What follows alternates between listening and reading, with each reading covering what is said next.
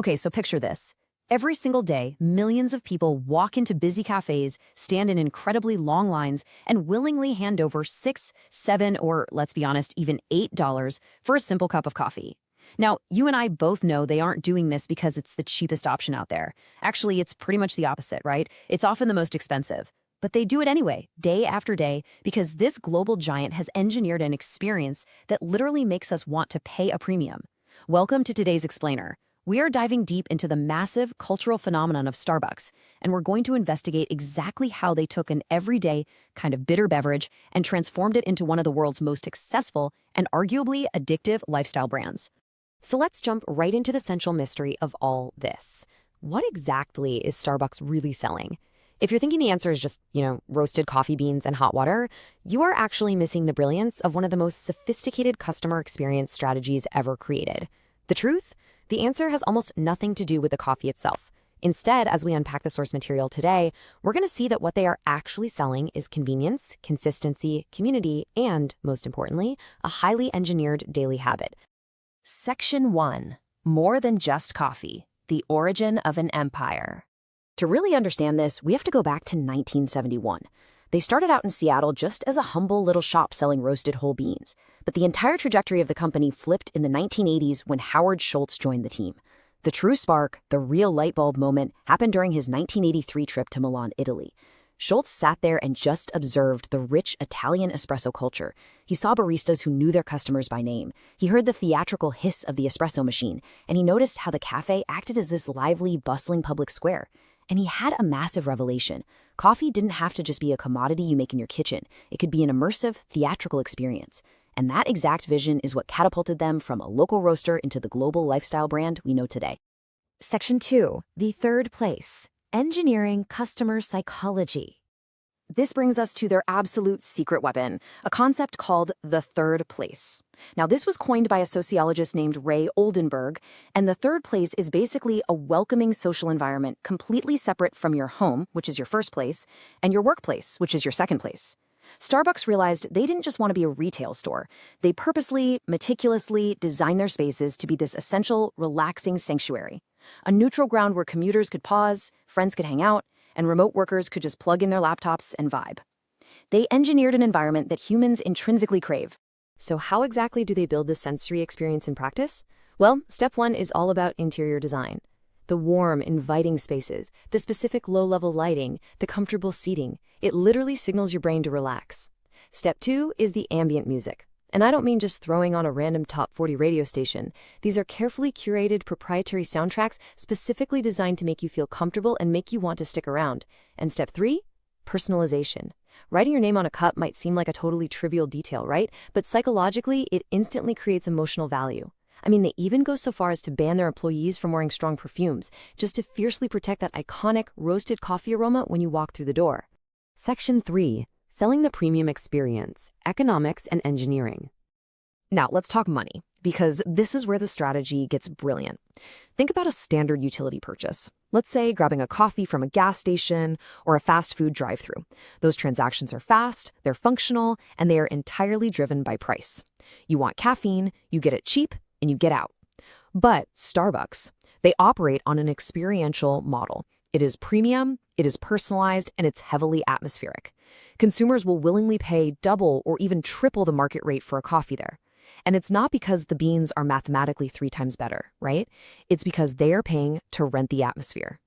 When you go there, you aren't just buying a beverage, you are basically buying a temporary lease on the third place.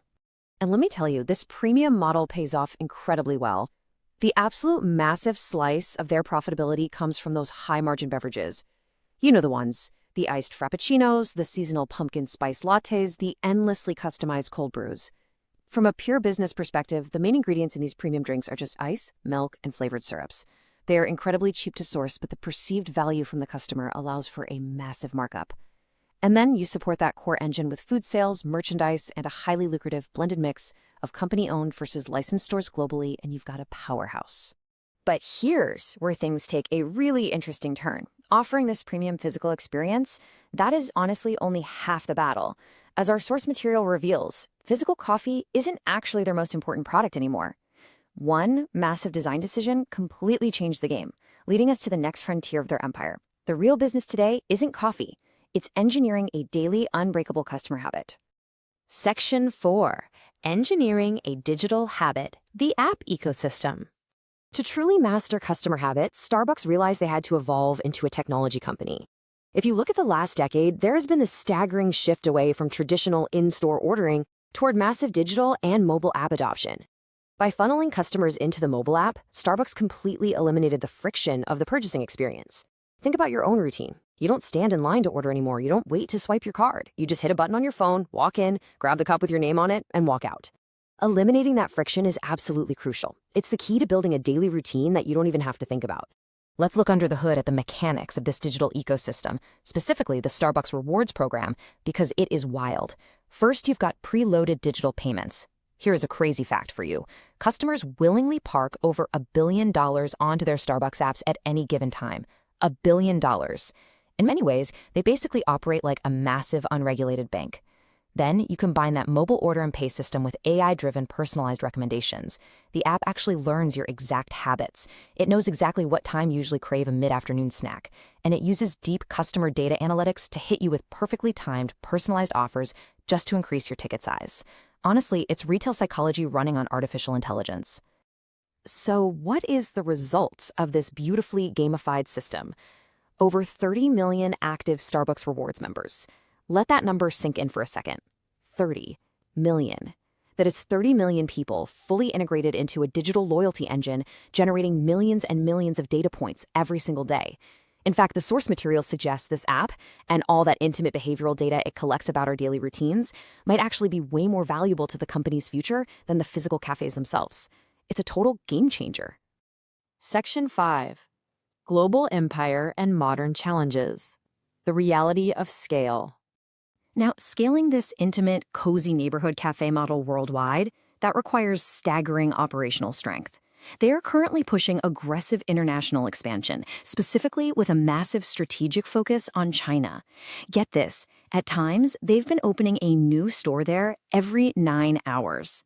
But supporting tens of thousands of international cafes requires a mind-bogglingly complex global supply chain.